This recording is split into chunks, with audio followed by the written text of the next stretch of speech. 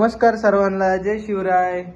तर आज आहे गुरुवार आणि मम्मी काय करते बघा. काय करते? नमस्कार सर्वांना. सर्वप्रथम सर्वांना जय शिवराय आणि श्री स्वामी समर्थ. बोला काय करते? काय नाही, गरम गरम भजी. तुला भजी खायची होते ना? यस. नाही बघा, आर्यनला करतेय मी बटाटा भजी मस्त असे. त्याला खूप बटाटा भजी आवडतात प्रचंड, आणि त्याला साधे भजी तो खातच नाही, त्याला बटाटा भजीच आवडतात. त्यामुळे मी आता ठरवलं, असं म्हणजे जास्त गुरुवारी उपास असतो माझा, मग मी म्हंटल की चला बटाटा भजी करते त्याच्यासाठी. चालले मस्त बटाटा भजी. गरम आहे का? गरम आहे, जरा बघ खाऊन. गरम आहे, नंतर खातो. नाही नाही, म्हणजे मला हे करेल. चालते.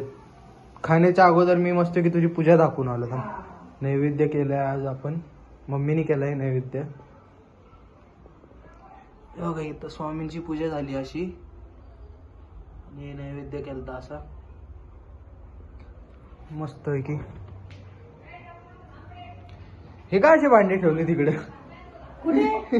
कुकर. अरे काय ठेवलं माहिती, काय झालं माहिती का, ते लवकर वाळवायचं होतं मला. म्हटलं तर त्यात भात लावीन करून. भात? हा, म्हणून मी तिकडे ठेवला, कारण मला नैवेद्य दाखवायचं होतं ना. आणि भात लावायचं विसरली. नाही, भात लावायचा होता, पण मग मी म्हटलं जाऊ दे पातेल्यातच लावते. नैवेद्य करायचं होतं. आजची मम्मीची तुम्हाला एक गंमत सांगतो. मी गेलतो बाहेर, ठीक आहे. तर मम्मीने काय केलं, मी 6 वाजता तिला फोन केला. तर 6 वाजता मम्मी झोपली होती, ठीक आहे. आणि नंतर बोलती बरं झालं तू फोन केला, बरं झालं तू फोन केला, नाही का. आणि अजून एक गंमत झाली माझ्याकडनं. चल डस्टबिन मध्ये दाखवते. डस्टबिन काय दाखवायचं आता? हा चल तुला दाखवते. आपल्या ऑडियन्सला आता डस्टबिन दाखवते का? नाही, हे बघ काय झालंय. थांब, हे बघ दिसतंय का? काय नाही, खाली बघ. काय ते काळं काळं दिसतंय का? अरे ते हे पातेलं, चहाचं पातेलं. झोपली वाटते ठेवून. नाही, मग काय केलंय मी, चहाचं पातेलं, चहा ठेवला गॅसवर. हा. आणि काय केले, अर्चनाकडे गेले. अर्चनाने आवाज दिला म्हणून अर्चनाताईंकडे गेले.